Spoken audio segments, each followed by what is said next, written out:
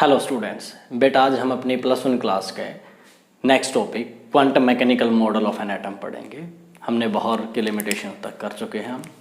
तो quantum mechanical of model क्यों पढ़ेंगे? हमने बोहर किया, उसकी लिमिटेशन की, फिर अनसर्टेनिटी प्रिंसिपल किया और हमने डी ब्रोगली इक्वेशन भी की है।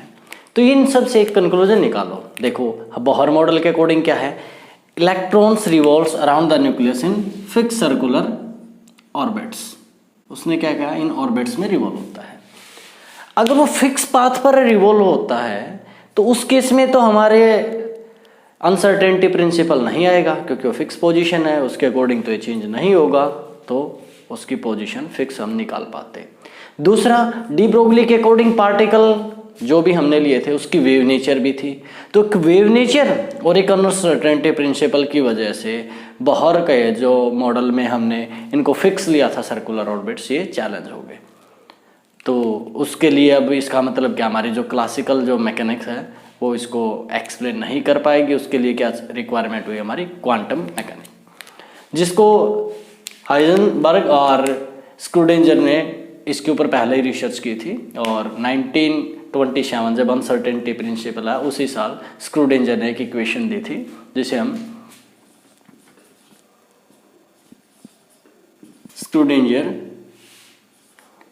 वेव इक्वेशन नाम से भी जानते हैं। वो क्या है? स्क्रूडिंजर वेव इक्वेशन है del square psi upon del x square plus del square psi upon del y square plus del square psi upon del z square plus 8 pi square m upon h square into E minus V is equal to 0। ये एक equation है जिसे हम स्क्रूडिंजर wave equation नाम से जानेंगे। उसने क्या कहा, ये डेल, ये किसको रिप्रेजेंट करेगा? Double differentiation. आपने एक टर्म पढ़ी होगी, इंटीग्रेशन और एक डिफरेंशिएशन। अगर मैं कर्ली या डेल, इसको कर्ली भी बोल सकते हो, डेल भी, ये दे रहा हूं, तो इसका मतलब क्या है, ये इंटीग्रेशन, ये डिफरेंशिएशन हुआ, फर्स्ट डिफरेंशिएशन। अब जो टर्म आई इसका फिर से डिफरेंशिएशन कर देंगे तो हम ऐसे लिख देते हैं। तो इसका मतलब है डबल डिफरेंशिएशन। डिफरेंशिएशन किया किसी टर्म का, जो आंसर है उसका फिर से डिफरेंशिएशन है, तो ये है डबल डिफरेंशिएशन। उसका सिंबल है ये डी, जो होता है ना स्मॉल चेंज के लिए, उसको हम डेल बोल देते हैं। अब यहां पर जो ये साई है, ये क्या है हमारा, ये है एम्पलीट्यूड। एम्पलीट्यूड, इसको हम क्या भी बोल देंगे, वेव फंक्शन। क्या बोल देंगे हम? Wave function. ये एक्स वाई जेड, ये क्या है? एक्सिस है हमारे, एक्सिस है, X axis, Y axis, Z axis. M mass है, सबको पता है। ई क्या है हमारी? एनर्जी है, टोटल जो एनर्जी थी। वी क्या है? पोटेंशियल एनर्जी है। एच प्लैंक्स कांस्टेंट है।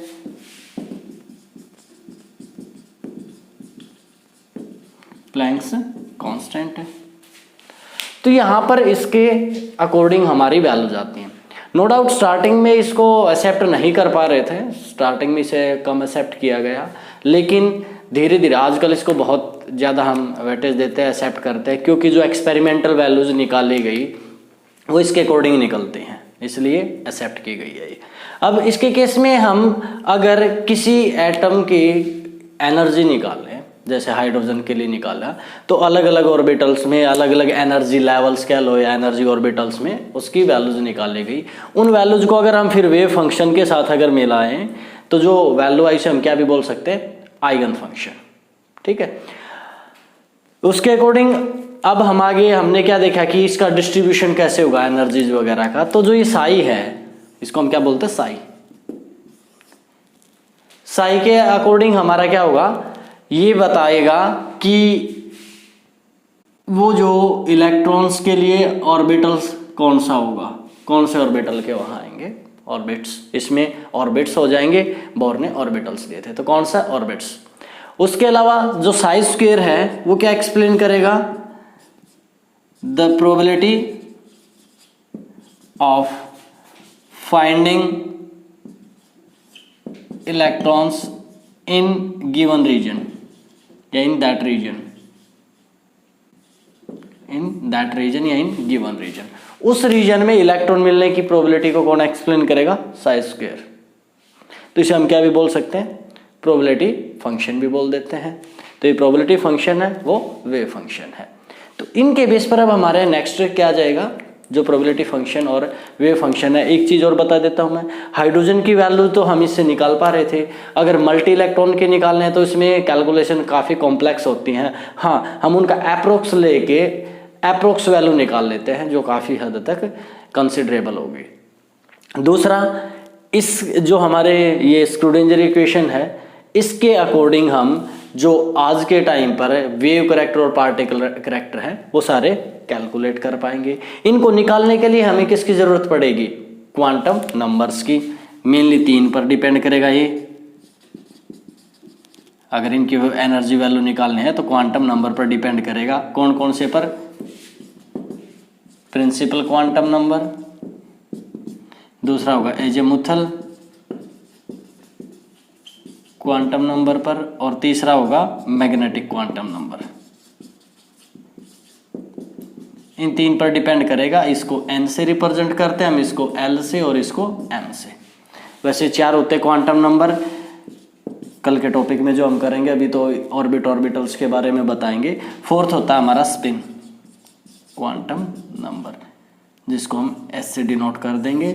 लेकिन ये जो आइगन फंक्शन है ये इन 3 पर डिपेंड कर रहा था हमारा। तो नेक्स्ट टॉपिक में जो ऑर्बिट और ऑर्बिटल्स है इनका डिफरेंस करवाता हूँ, इरेज कर लेते हैं। तो बेटा अब हमारा जो नेक्स्ट टॉपिक है that is orbits and orbitals.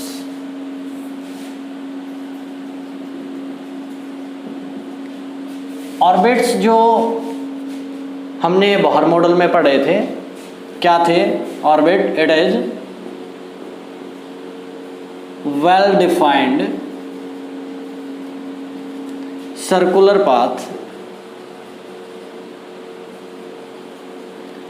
path है कौन सा? in which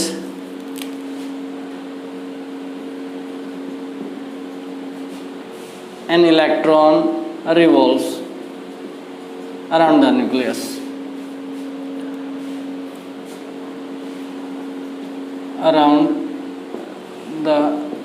nucleus. ये यहाँ पर डाल सकते हो, well defined circular path around the nucleus in which electron revolves. जो ये था,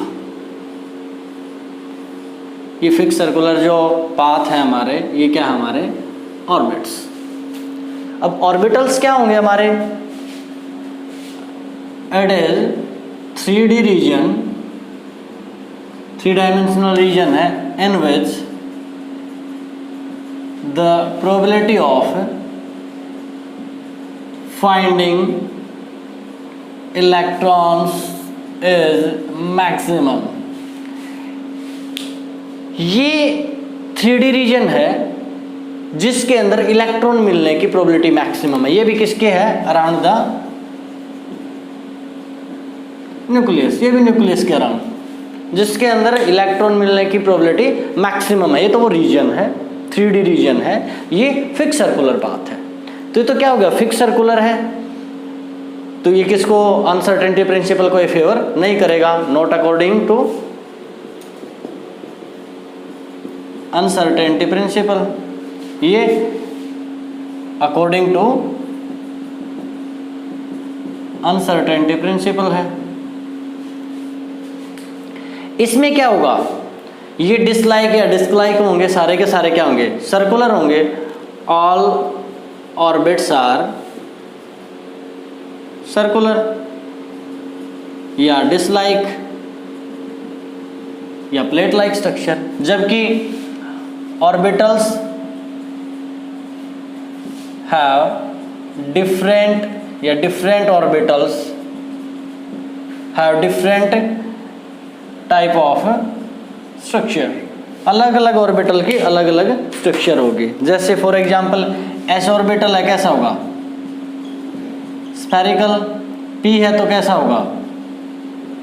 डम्बल्ड। डी है तो डबल डम्बल्ड, लाइक दिस। अगर मैं बात करूं ऑर्बिट्स की, ऑर्बिट्स के केस में जो मैक्सिमम इलेक्ट्रॉन्स होंगे वो कैसे फिल करेंगे? Maximum electrons can be filled by the formula of 2n²। Means अगर वो फर्स्ट ऑर्बिटल है, n क्या है यहाँ पर? प्रिंसिपल क्वांटम नंबर, जो हमने बोला कि कल के लेक्चर में हम करेंगे। तो फर्स्ट तुम क्या ले सकते हो? सेल ले सकते हो। n होता है प्रिंसिपल क्वांटम नंबर 1 2 3 4 या k l m n extra. तो फर्स्ट सेल में कितने इलेक्ट्रॉन आएंगे? 2 × 1² 2, नेक्स्ट में 2 × 2 का स्क्वायर 8, नेक्स्ट में 2 × 3 का स्क्वायर 18, 2 × 4 स्क्वायर कितना होगा? 36, 2 × 5 स्क्वायर 50, लाइक दिस। तो maximum electron can be filled by the formula of 2n²। जबकि ऑर्बिटल में मैक्सिमम क्या आएंगे? It can contains maximum electron in an atomic orbital is 2, या it can not have electrons more than 2। 2 से ज़्यादा इसमें हो ही नहीं सकते। मैक्सिमम कितने आएंगे? 2, जबकि इसमें 2n² के फॉर्मूले से हम इलेक्ट्रॉन को फिल करेंगे। अब इसके केस में क्या होगा? इसका फिक्स होगा मोशन, 2D है, वो क्या है? 3D मोशन है। इसमें 2 डायमेंशनल मोशन, उसमें है 3 डायमेंशनल मोशन। 2D मोशन है, उसमें 3D मोशन है। इसके अब सर्कल की कोई डायरेक्शन होती है क्या? कोई डायरेक्शन नहीं होती। तो नो डायरेक्शनल कैरेक्टर्स। इसमें क्या होंगे? Accepting s orbital. s orbital को छोड़ दो, क्यों? Which is spherical in shape. All other orbitals have directional character. s को छोड़ दो क्योंकि सर्कल की कोई डायरेक्शन नहीं, ऐसे स्फीयर की भी कोई डायरेक्शन नहीं होगी। इसको छोड़ के बाकी जो भी है p d f, उन सब के डायरेक्शनल कैरेक्टर होंगे। तो यहाँ तक का करना आज के लिए ये होमवर्क है, इनको प्रॉपर वे से करो। यहाँ तक इस यूनिट को पूरा ही कर लो। कल हम क्वांटम नंबर करेंगे, बहुत इंपॉर्टेंट टॉपिक है जिसे हम कल फिनिश करेंगे। Thank you.